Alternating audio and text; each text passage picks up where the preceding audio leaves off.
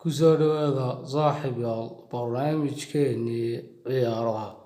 Halkaan nagala socota waa Cawaale Official Channel. Xulka qaranka France oo xalay ku garaacay finalkii UEFA National League. Goolkii Mbappe oo muran badan dhaliyay.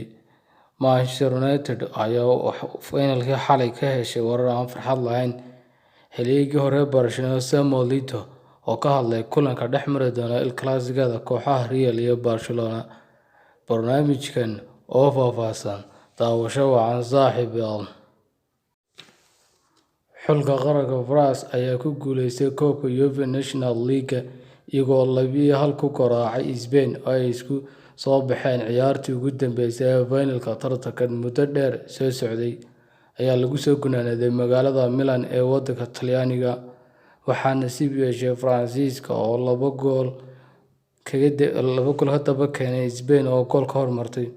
Xulka qaranka France ayaa comeback sameeyay ciyaaryahanka weerarka uga ciyaaray Karim Benzema ayaa markiiba jawaab ka bixiyay goolkii barbaraha ka dhaliyay xulka qaranka Spain, halka Karim Benzema daqiiqadii 80aad gool muran badan ka dhaliyay guusha ku raacday xulka qaranka Spain.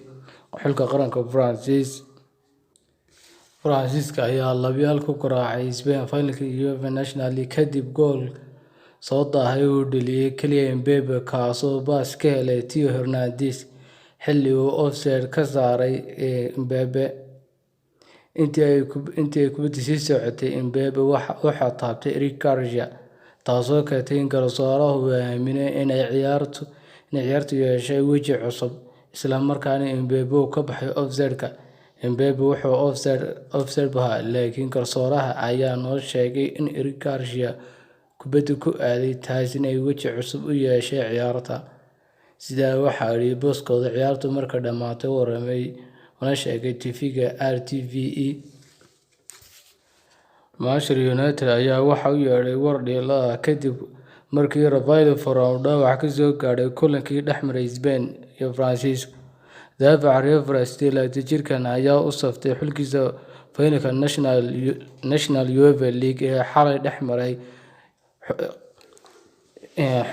xulka France iyo Spain. Qaybtii hore ee ciyaarta oo gabagabo ku dhow ayaa Varane ayaa dhulka fadhiyay isagoo aysan cidna kaag dhawin. Ku-celiska la daawaday ayaa soo jeediyay in daafaca muruqa booday xilli isku dayay inuu gaadho kubad ka fogeyd. Man United ayaa haatan wajahaysa welwel ku saabsan taamahaanshaha Varane ee kulanka Sabtida ee Leicester City, kaasoo markii hore daafaca Harry Maguire dhaawac kaga maqnaa. Xilligii Barcelona Samuel Eto'o ayaa xaqiijiyay in kooxda reer Catalan ay bedeli karto hanaanka horyaalka Spain haddii ay ku guuleysato inay ka adkaato Real Madrid.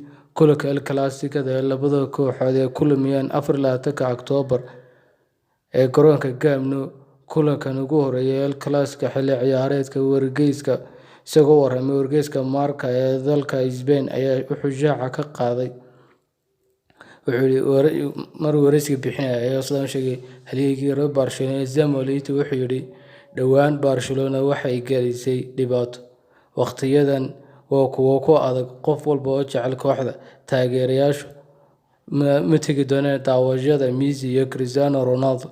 Barcelona ayaa si xun ku bilaabatay, tani waa run, laakiin waa kulan gaar ah, waxaana ciyaartoydu ka faa'iideystaan sidii xilli ciyaareedka u bedeli lahaayeen guulna kaga gaadhi lahaayeen Real Madrid. Waxay ciyaareedka badisay waxay uga dhigan tahay inay haddii Real ka badiyo waxay uga dhigan tahay inay muddo 6 bilood ah badiyeen. Barnaamijkeennii ciyaaruhu intaasay ku eegeen. Asxaabta nagu cusub fadlan subscribe noo saara. Asxaabtii hore nooga jireen like iyo share nagu dira. Mahadsanideen.